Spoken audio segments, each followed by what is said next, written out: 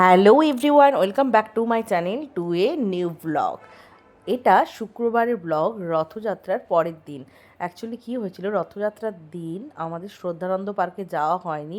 প্রত্যেকবারে রাহিকে নিয়ে আমরা যাই ওই দিন, কিন্তু ওই দিন আর যাওয়া হয়নি। আমরা বউবাজারেই দেখেছিলাম রথযাত্রা মেলাটা। তারপরে তাই জন্য সুইমিংয়ে যেহেতু গিয়েছি নেক্সট ডে শুক্রবার, তাই রাহি বায়না করলো, আবদার করলো যে চলো, তো ওখান থেকে একটু হাঁটলেই 5-10 মিনিটের মধ্যেই পড়ে যাবে শ্রদ্ধানন্দ পার্ক। তো ওখানে গিয়ে ঠাকুর দর্শন করে নিলাম। তবে একটা জিনিস দেখে মানে অবাক হলাম, যেটা ওখানে ঠাকুর যেমন ছিল, মানে বেশ বড় করে দেখলেন, এত বড় মূর্তি হয়, এত সুন্দর, সেরকমই হয়েছে, সবই ঠিক আছে, কিন্তু মেলা ছিল না। মেলাটা কিন্তু পুরো উল্টো রথ অবধিই থাকে, কিন্তু কোনো মেলা নেই। যাই হোক, মেলা দেখতে না পেয়ে যেহেতু পার্ক, তো রাহি ফার্স্ট টাইম এই পার্ক দেখছে, তো অনেক কিছুই রাইডস ছিল, তো রাহি নিজের মনের মতো করে এনজয় করে নিয়েছে, যা যা রাইডস ছিল সব চড়েছে।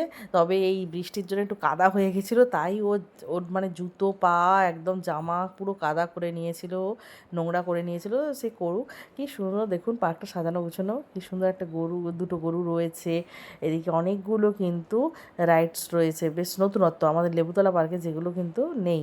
এখানে অনেক কিছুই রয়েছে, আমিও বেশ বসেছিলাম, আমার ভালোই লাগছিল। আর একটা জিনিস জানতে পারলাম, অ্যাকচুয়ালি ব্যাক করার সময় মানে বাইরে দেখলাম অনেক কাকুরাই বসেছিল, তো ওনাদেরকে জিজ্ঞেস করলাম যে কী ব্যাপার, এবছর কি মেলা হয়নি?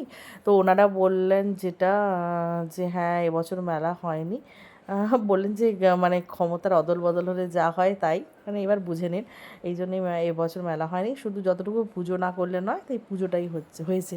নাহলে কিন্তু প্রত্যেক বছরই এত বড় করে হয়, মানে কোনো না কোনো সেলিব্রিটি আসে, মানে সিঙ্গার গান টান করে। আর মেনলি আমার ভালো লাগে রথের কম্পিটিশান হয়, কে কেমন রথ সাজিয়ে নিয়ে এসেছে। এখানে সবাই রথ সাজিয়ে নিয়ে আসে, অনেক প্রচুর রথ, তার মধ্যে কম্পিটিশান হয়। আর হয় রথের মেলায় কিন্তু প্রচুর জিনিস বসে। যাই হোক, এবারে মেলাটা দেখতে পেলাম না, কি করা যাবে, তারপরে বাড়ি ফিরে এলাম। আজকের মতো ব্লগটা এখানে এন্ড করছি, আজকের মতো বাই বাই।